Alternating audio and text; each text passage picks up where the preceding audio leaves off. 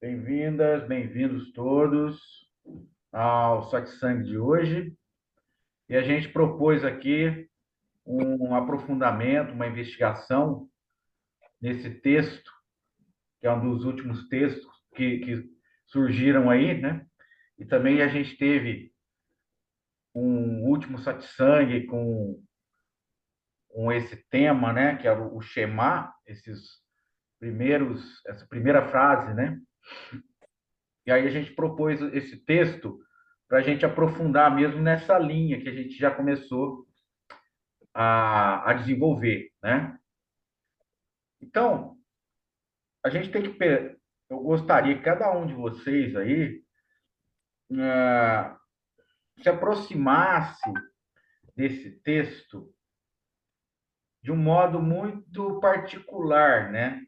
Um modo muito próprio de cada um, né? Porque a gente sabe que o universo, né, de cada um aqui, a forma, né, de conceber, de sentir, é muito íntima, né, particular. E a gente tem esse sentimento de essência, né, de intimidade, às vezes muito raramente, né? Porque a gente está muito absorvido pela, pelas tarefas, né, diárias, pelas obrigações, né? Então, esse lado que eu creio aqui que o texto está evocando é uma coisa, né, é uma instância mais afetiva, mais particular, mais profunda, mais elevada de cada um, né? E a gente sente que isso é genuíno, né? Que isso ultrapassa aquelas barreiras de especulação, né? Essa especulação espiritual mesmo, porque a especulação espiritual ela está ligada a uma defesa emocional, né? Uma busca psicológica, uma busca por respostas e sensações emocionais. Então, às vezes está muito misturado, né? Então, essa genuinidade, isso que é genuíno, a gente fica um pouco afastado dessa proposta, né? Então, eu queria hoje fazer esse convite também de novo para a gente se aproximar desse texto com esse sentimento de desconstrução e de intimidade ao mesmo tempo. Desconstrução de condicionamentos, né? Pré-concebendo palavras, né? Interpretando as palavras conforme o nosso julgamento cheio de ideias, né? Pré-concebidas. Então, esse convite é para a gente se despir, na verdade, porque é um texto despido, né? É um texto onde a gente se mostra. E eu gostaria que ele fosse, cada um adaptasse, como se fosse um texto que vocês tivessem escrito, né? Que partisse, que viessem de vocês, para ter esse sentimento de familiaridade, né? E também de querer se mostrar, para não ter essa defesa já automática diante das coisas, né? Diante das propostas que a gente faz. Então, aqui no Satsang, a gente tem abordado o tema da experiência direta, que no fundo é a experiência sem barreiras psicológicas, né? Sem essas barreiras também proporcionadas pelos condicionamentos, né? Então, é aquilo que é mais seu mesmo, no sentido de essência sua, né? Quando você se despe das máscaras, se despe das fantasias, dos escudos, das obrigações de carregar um personagem, né? É você com você. Então, essa é a proposta. Você com você. A gente iniciar assim. Então, vamos para a primeira frase, né? Essa primeira frase ela é chamada Shema, né? Que a gente já trouxe no outro satsang, que é a aceitação do povo judeu, né, ao convite de Deus, né? É quando ele chama Deus de nosso Deus, né? Então é um Deus que nos pertence no sentido de comunhão, né? É um Deus que está conosco, é um Deus que participa conosco, né? Que está vibrando, existindo da mesma forma que nós existimos. Porque o que acontece muito é nós não duvidamos da nossa existência, mas nós duvidamos da existência de um Deus, né? E aí esse convite, quando é um convite muito assim familiar, muito próximo, né? É como você diz, aqui entre nós somos amigos. Nós nos reconhecemos com o sentimento amoroso que nos envolve, né? Então, é um sentimento de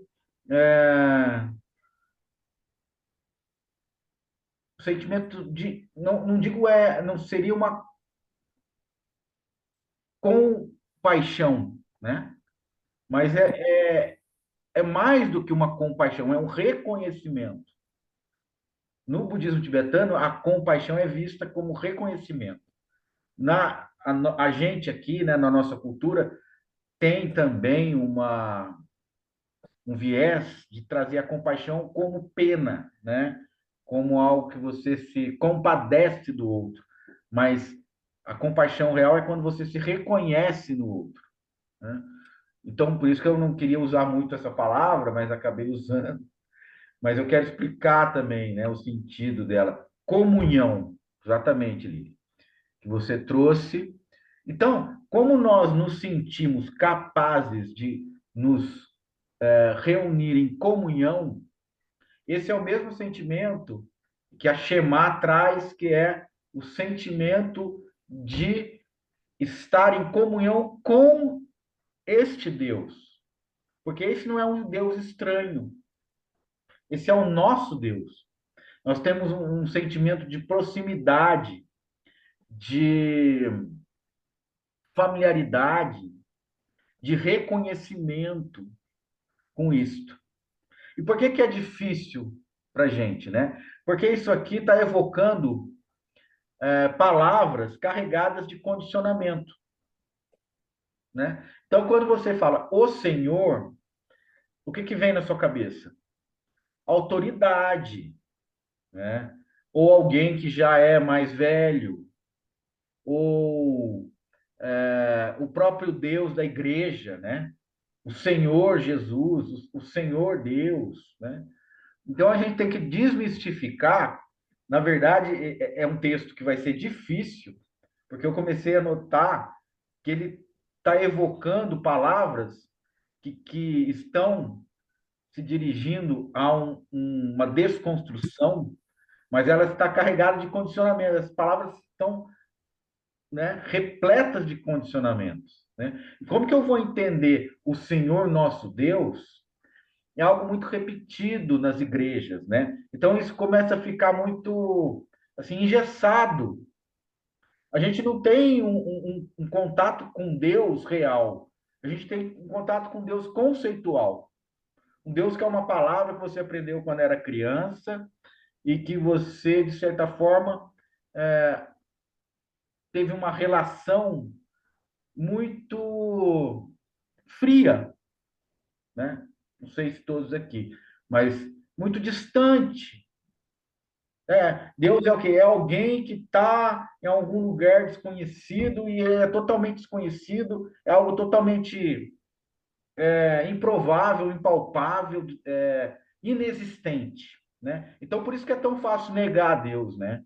Porque essa aí, a gente sabe, como eu vou repetir, né? A gente tem uma consciência de que nós existimos, mas nós não temos a mesma consciência em relação a esse Deus, porque ele, desde o princípio, é inexistente,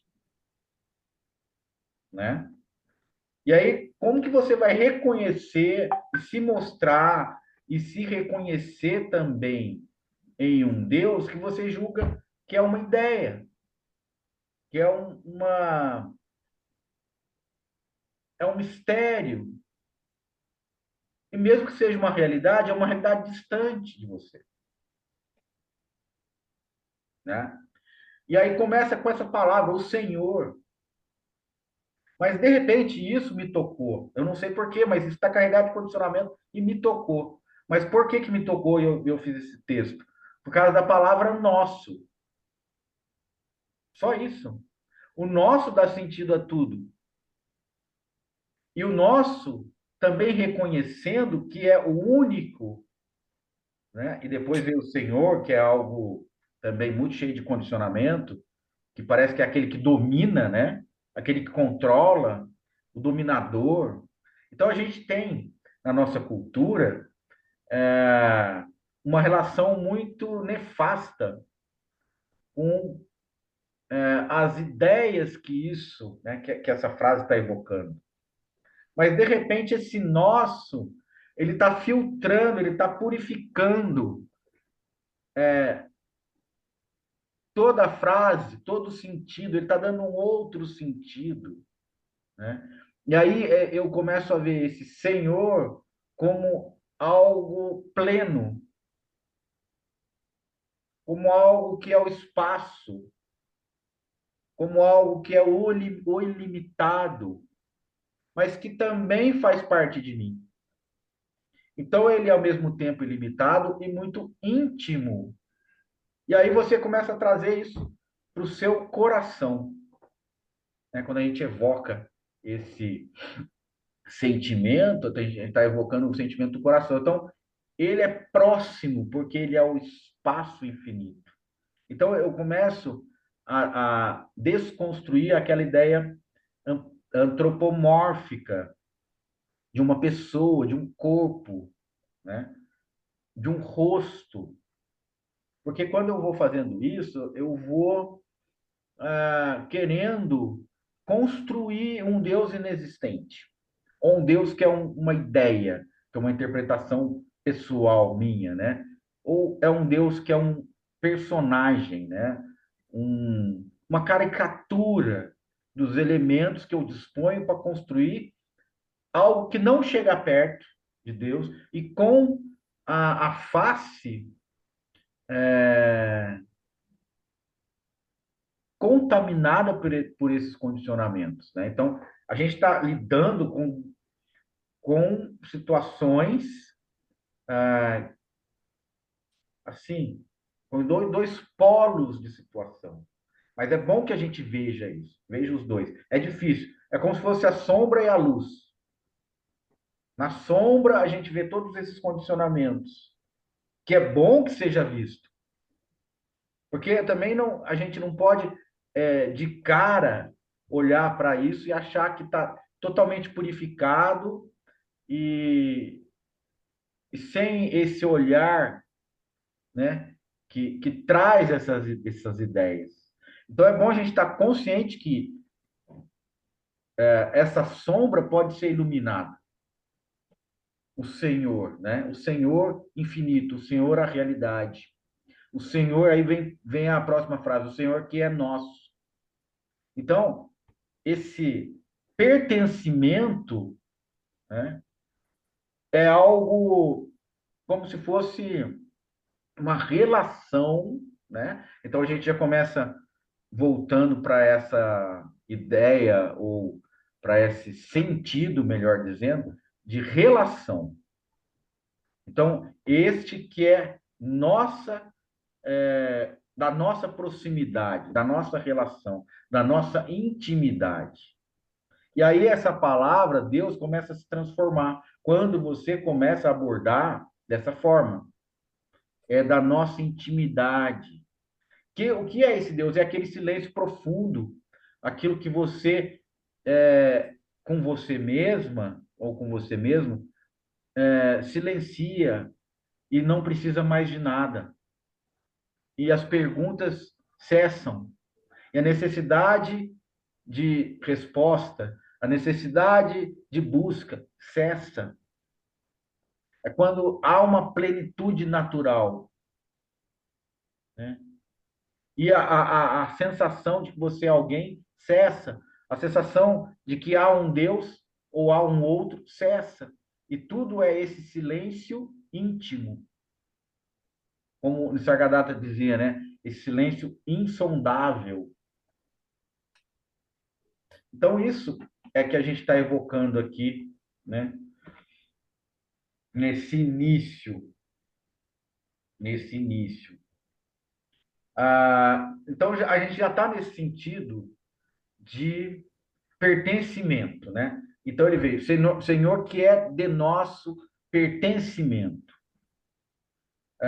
Alguém que você ama é do seu pertencimento.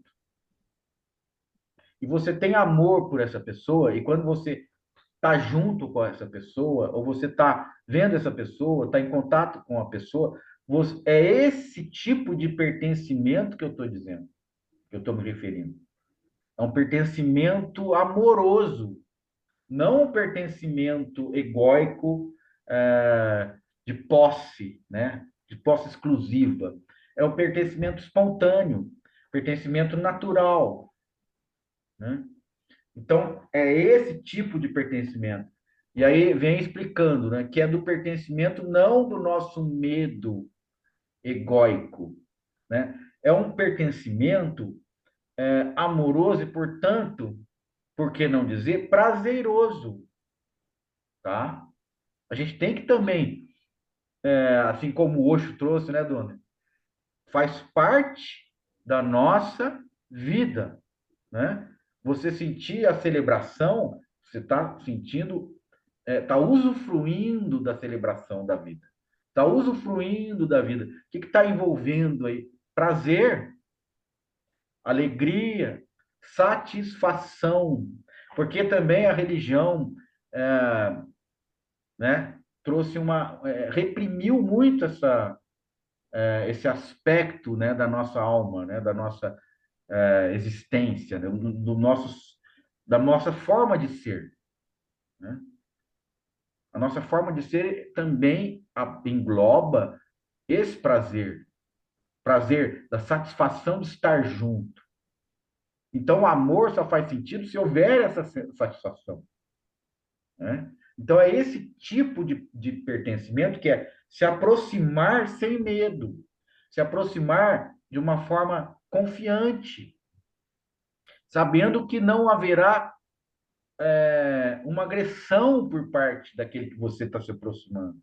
Se aproximar com confiança, né?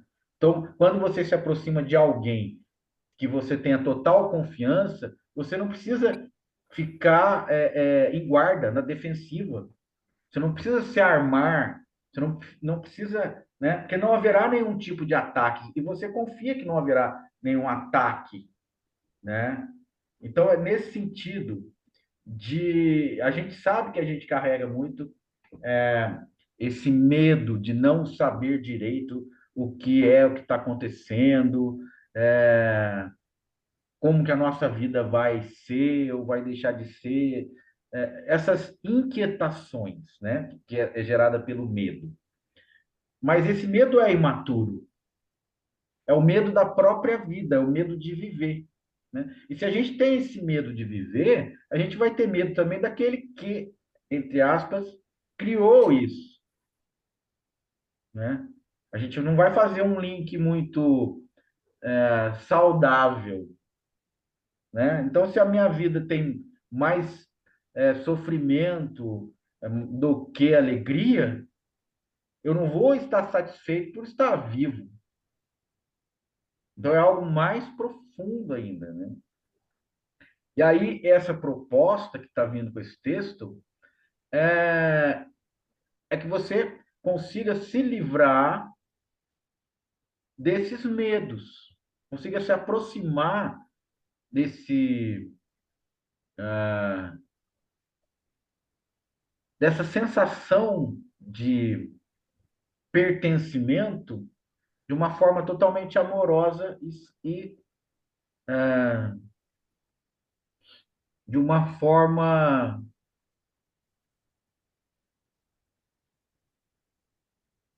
aberta, desassombrada. Não há nenhum assombro, nenhuma inquietação nessa aproximação. De uma forma confiante, de total e plena confiança. Né? Então, que é do pertencimento, não do nosso medo, egóico e imaturo. Né? Imaturo porque é um medo sem fundamento. Né? Mas antes do nosso pertencimento, o pertencimento do nosso afeto, do mais genuíno amor, do nosso mais genuíno amor. Então, aí, como eu falei, imagine que cada um aqui, né, escreveu isso. Então, eu peço para cada um evocar aí para você mesma, né, para você mesmo, o que significa esse genuíno amor? Mas nosso mais genuíno amor. Quando você puxar isso de dentro, e o que você está sentindo aí com mais genuíno amor? Não é um amor que está envolvido com nenhum tipo de inquietação, de medo, de receio. Um amor que basta a si mesmo, que não busca nada, que não busca ser complementado, porque já é completo. É um sentimento. Gostaria que cada um aqui não se apegasse na mente, nas confabulações. É um sentimento muito primário, genuíno, puro, porque ele é antes de você, antes dos condicionamentos, antes das ideias. Então, eu queria que vocês fizessem essa experiência. Antes de qualquer pergunta, antes de qualquer que surja qualquer pergunta, né? Fecha os olhos e se livra da, da necessidade de perguntas. Se livra de qualquer tipo de necessidade. Vamos sentir isso, olhar para isso nesse lugar solitário onde você está. Nessa solidão onde a única presença possível é Deus. É quando você desaparece e só Deus permanece. Esse é o convite, é a comunhão do desaparecimento,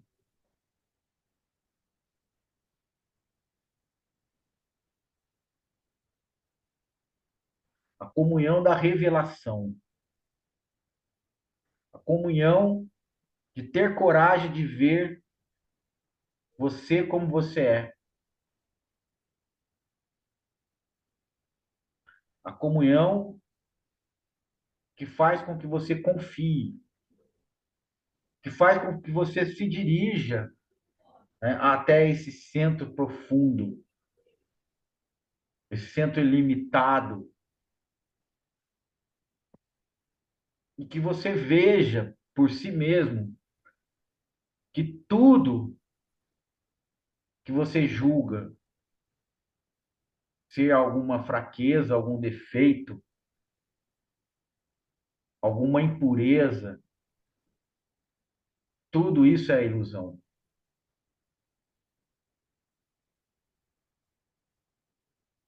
tudo isso é ilusão. E a única coisa que resta é isso, essa presença única.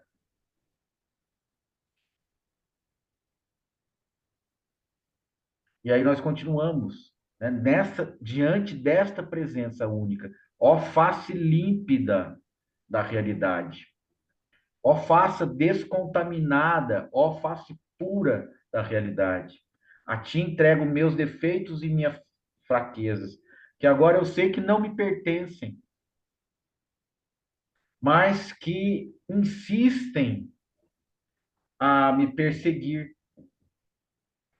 E eu também insisto em persegui-las, em persegui-los, porque eu insisto em achar que são meus, me pertencem, né? Assim como os brinquedos de uma criança jogados pelo chão. Eu vou e me entrego a essas certezas, né? Eu vou colher esses brinquedos achando que são meus. Por isso eu não cresci ainda. Por isso eu não amadureci ainda. Então a ti entrego esses brinquedos.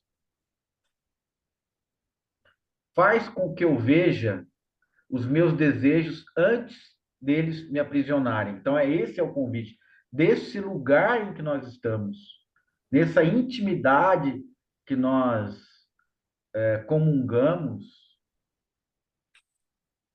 Nós estamos antes das armadilhas dos desejos. Os desejos, na verdade, surgem pela busca de ser complementado ou complementada, né? Pela busca de se sentir incompleto, né? E a busca de algo que falta. E daí, no momento em que eu entendo e que eu reconheço que nada falta, todos esses desejos, eles desaparecem. Então, é que eu veja o surgimento deles como nuvens no céu, que não afetam de forma nenhuma o céu, que se movem e desaparecem no céu, surgem e desaparecem no céu, mas não afetam o céu. Faça com que eu seja indiferente a todas as ilusões. Então é isso, exatamente isso que a gente está falando, né? Que eu seja indiferente a isso que não me afeta, mas eu sou muitas vezes muito vinculado às ilusões. E aí eu crio condições para que elas me afetem. Então veja as ilusões como elas são. Elas são fenômenos que não nos afetam, a não ser que você crie essa possibilidade. Então é fácil que eu seja indiferente a todas as ilusões, reconhecendo primeiro como elas surgem, reconhecendo que são ilusões e depois sendo automaticamente indiferente a elas, não me comportando como se elas fossem reais, né? Agora aqui, livra-me, Senhor, do meu desejo por fama, por reconhecimento e por aprovação, né? É isso que a gente estava falando. Nós julgamos que ainda falta alguma coisa. Nós precisamos de complementos. Nós não estamos completos. Então, nós buscamos espelhos, nós buscamos imagens nossas que sejam grandiosas nos olhos dos outros. Nós buscamos a aprovação e o reconhecimento pela voz do outro, pelo olhar do outro. E como é o olhar do outro? É um mundo totalmente diferente, é um universo totalmente diferente, né? Então, por que que eu me deixo afetar por esse universo que é totalmente diferente do meu? E o parâmetro do julgamento do outro não é o mesmo parâmetro do meu. E por que que eu quero ouvir, né, o julgamento do outro, porque existe uma necessidade de que eu saiba o que o outro pensa de mim, me aprove ou não me aprove, que goste ou não goste de mim, né? Então, essa questão da fama, né, é algo muito volátil, é algo que surge como fumaça, desaparece como fumaça, e é extremamente ilusório, né? Então, a gente ter essa certeza, isso nos traz uma grande libertação desse tipo de defesa, né? Também é um tipo de defesa. Ah, por eles serem caminhos sem volta, que levam à euforia e à crença de que jamais passarei, né? Eles levam a uma consolidação de uma imagem, uma consolidação de uma autoimagem. E essa autoimagem não se modifica, né? Pelo menos na nossa concepção, ela não deve ser modificada. Então, por isso tem esse sofrimento quando isso vai passando, que essa imagem ela permaneça, né? Então, é, é essa que é a crença de que eu jamais passarei, que essa imagem não vai ser modificada, né? Livra-me, Senhor, das amarguras da mente. É tudo isso que a gente está descrevendo, né? E de toda a imaginação que duvide do seu acolhimento, do seu amor, que é justamente o medo, né? O receio de estar vivo, o receio de saborear a vida, o receio de viver, o medo da própria vida. E aí esse medo faz com que a gente duvide do amor, daquilo que pode nos acolher, porque nós nos julgamos tão assim no fundo, né? Nós temos uma ideia de que nós não seremos acolhidos, né? Que nós não merecemos o acolhimento. Então isso também está, esse ingrediente aí está também presente, né? Se você deseja fama é porque você se acha muito indigno de afeto. Olha que coisa profunda, né? Eu sou indigno do afeto do outro. Se o outro gostar de mim, ele está me dando alguma coisa muito valiosa, porque para mim, nem eu gosto de mim. Por que que o outro vai gostar? Então é aquela sensação de ser indigno do afeto, né? Mas então esse afeto é você primeiro que vai desenvolver. Mas isso junto com esse afeto maior, que é o afeto disso que nós estamos invocando hoje, que é o Senhor nosso Deus, né? Então, com humildade eu também peço, né? Mas principalmente, Senhor, concede-me a tua quietude, a tua infinita quietude, impassível, tua mansidão diante do mundo, tua quietude diante de tuas obras. Quietude é essa? A quietude da sabedoria. É a sabedoria de entender que não é necessário dizer nada, que não é necessário comentar, que não é necessário reificar as coisas que existem, né? Olha aquele pôr de sol, que lindo. Olha o céu, né?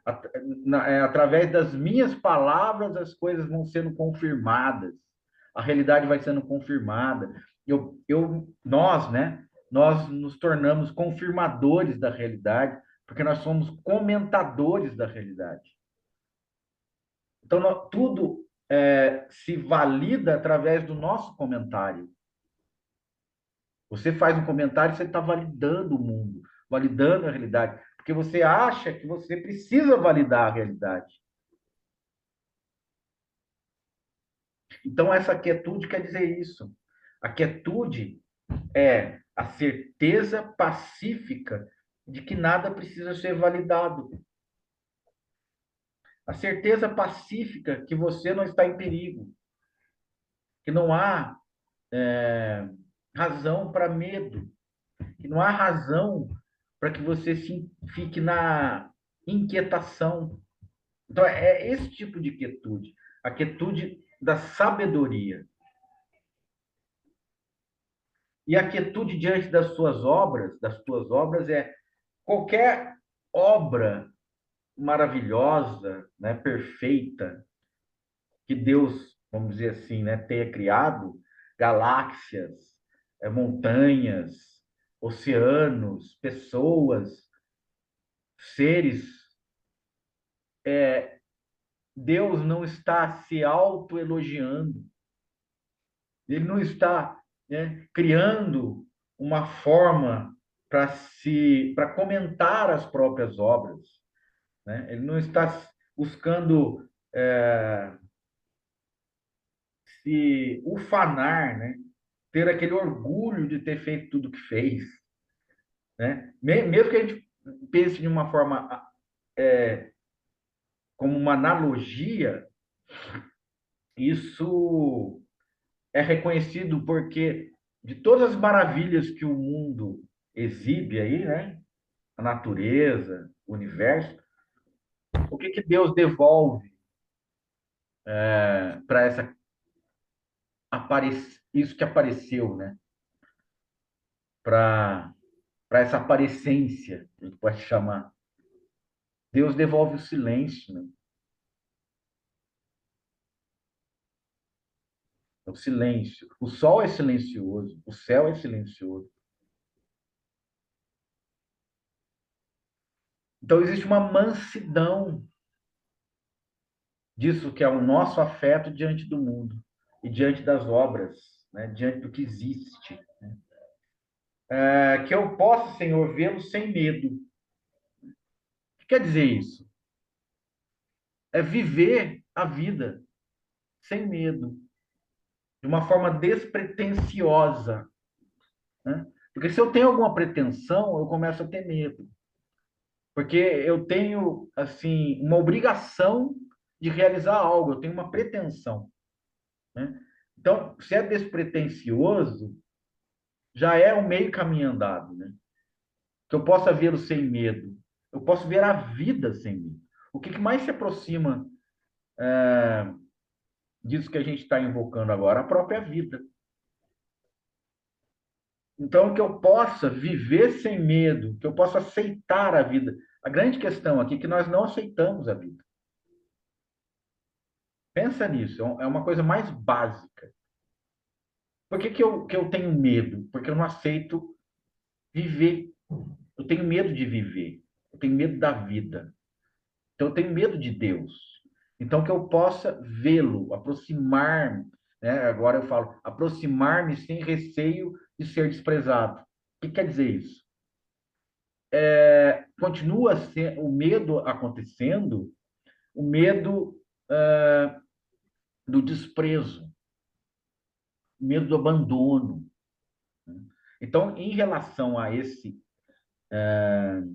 essência, a essa intimidade, quando você está ali comungando com isso, você é isso. Deus também é isso.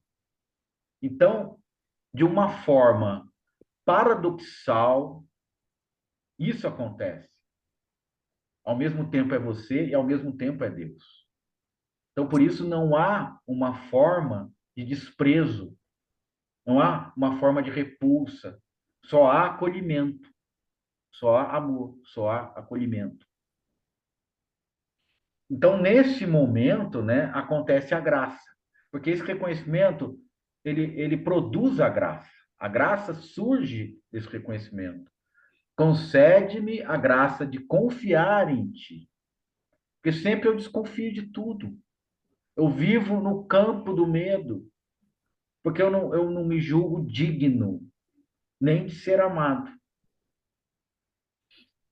Concede-me a graça de confiar em ti, de perder-me em teu silêncio.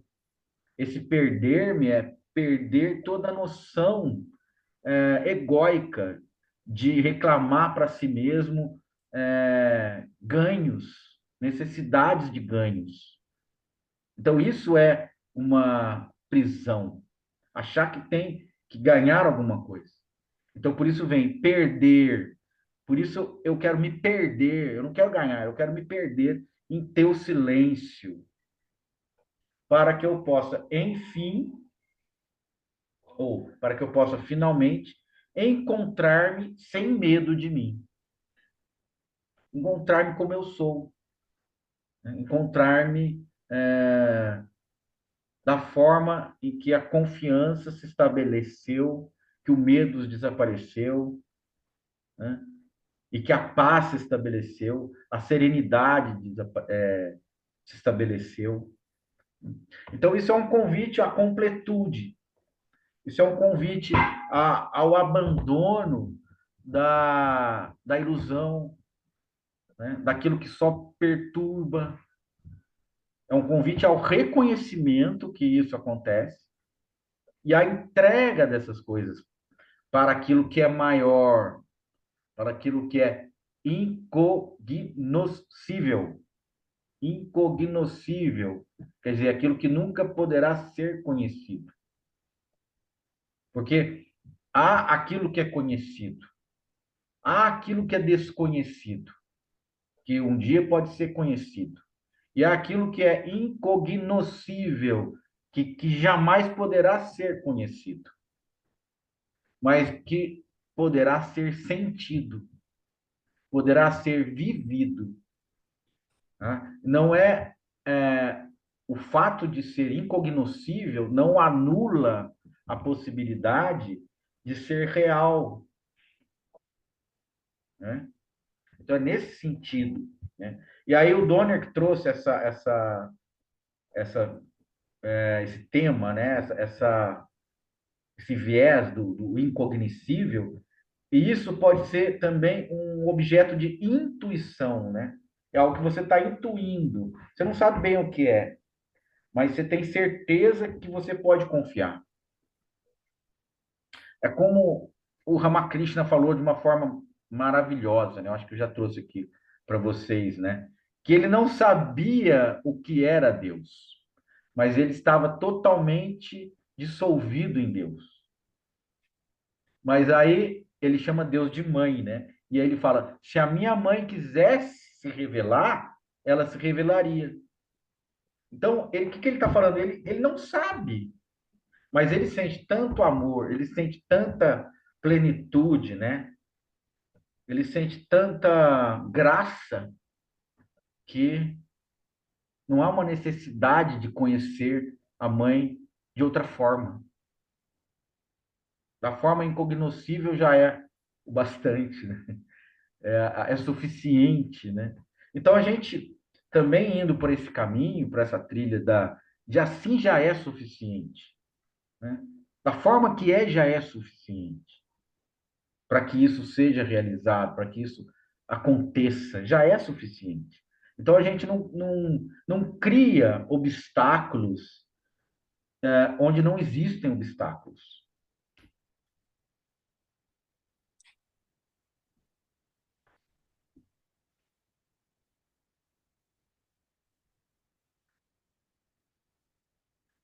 Então essa era a nossa proposta de hoje, né? Eu posso também dizer para vocês, que cada um aí pode pegar esse texto como seu, você mesmo pode trazer ele para o seu coração e fazer várias vezes esse aprofundamento, né? Essa elevação, esse sentimento. Você pode fazer essa comunhão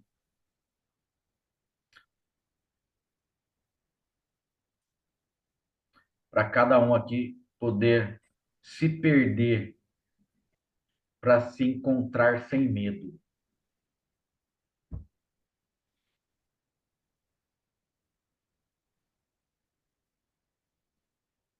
É isso, queridos. E aí, vamos abrir agora para conversas, compartilhamentos.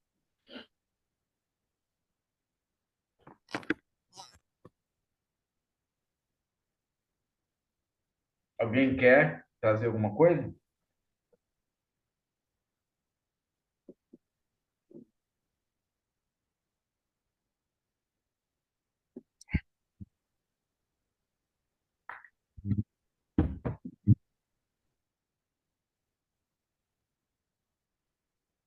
Oi, dona. Então, Maurício, o que você disse aí me fez assim sentir, né, que é o intelecto sendo usado como uma ponte, né, para a intuição, para o incognoscível. A gente pode treinar, não sei se é essa palavra que eu posso usar, treinar ou usar, até mesmo as palavras que já estão intoxicadas para a gente estar observando e sentindo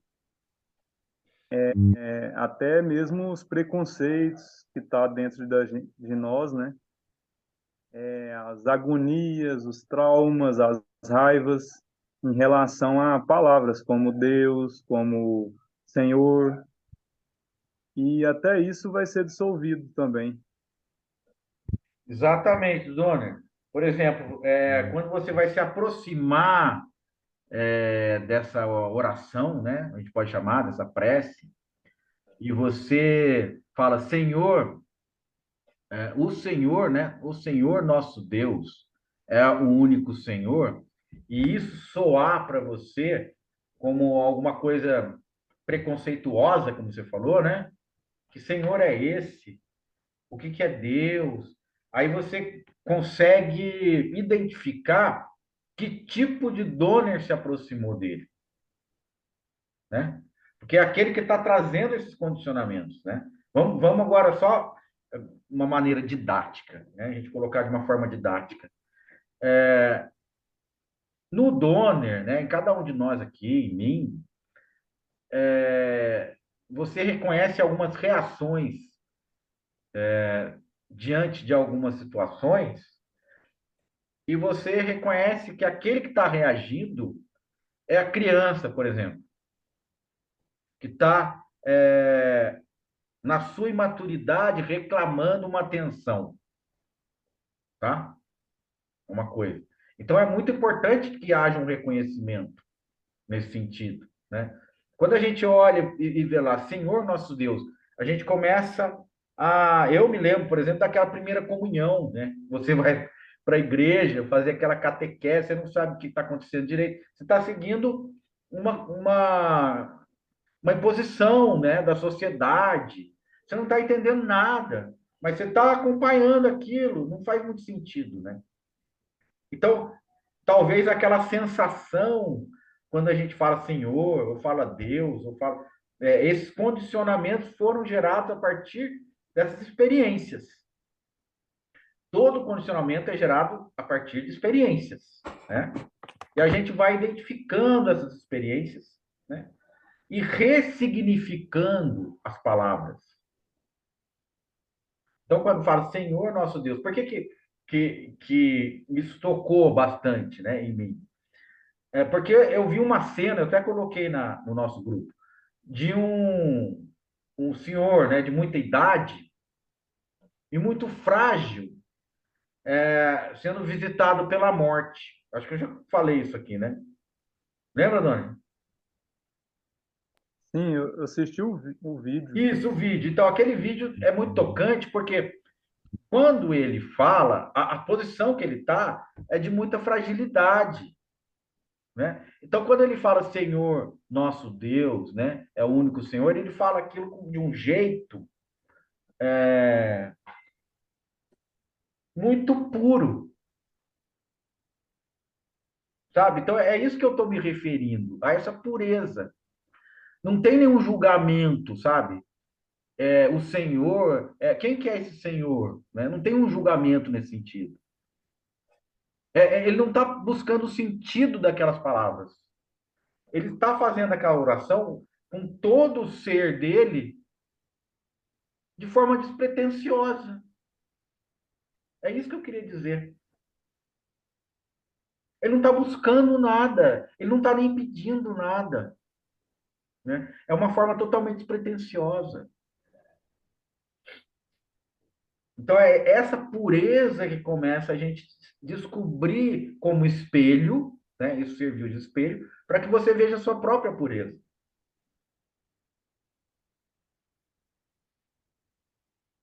Né? Que isso se torne possível, porque esse tipo de sentimento é possível. Então, isso que eu acho foi bonito, porque é possível. Essa pureza, esse nível de pureza é possível. Então, hoje no mundo, a gente não vê muito isso, isso é raro. Quando você se defronta com esse nível de pureza, é bonito, é muito tocante.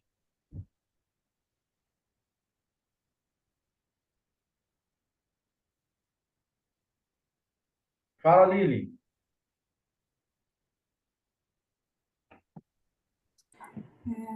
Eu tenho feito essa oração assim de um jeito bem simples, sabe? Eu acho que o segredo é a gente não se ligar nas palavras em si, no significado de cada palavra, porque, como o Maurício disse, é um convite, né? Então, deixar que as palavras toquem o nosso coração e a gente possa fazer essa oração não com o intelecto, mas com o nosso coração mesmo, sentir a oração em si, essa rendição em si, e não as palavras especificamente. Ficar esmiuçando para saber o que quer dizer, não é por aí. Eu acho que é uma conexão mais profunda, de coração mesmo. Falou tudo, menina. Estou super rouca hoje. É isso mesmo. Lindo, lindo.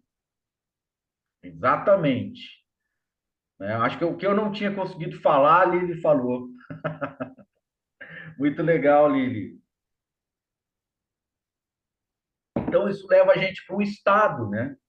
A gente começa a ficar num estado assim de desnecessidade de complementações, interpretações, inclusive de desnecessidade de comentários, de significados, de buscas por.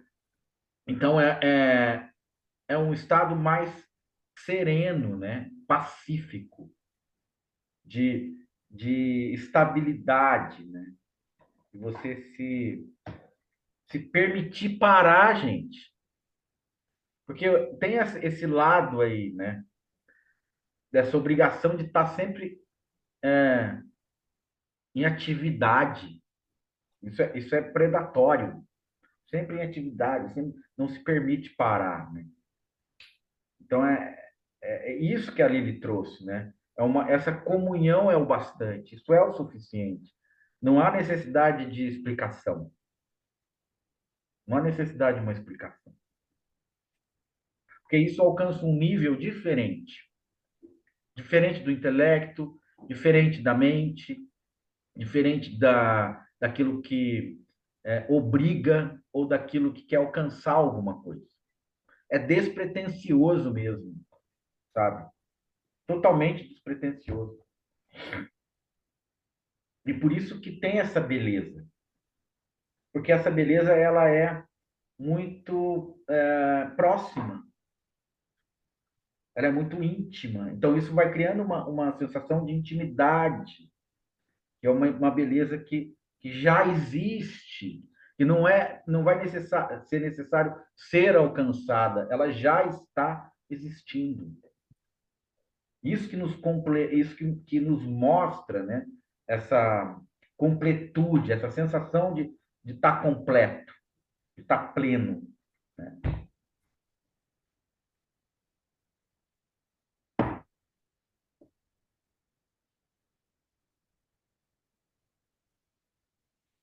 Olha, gente, maravilhoso.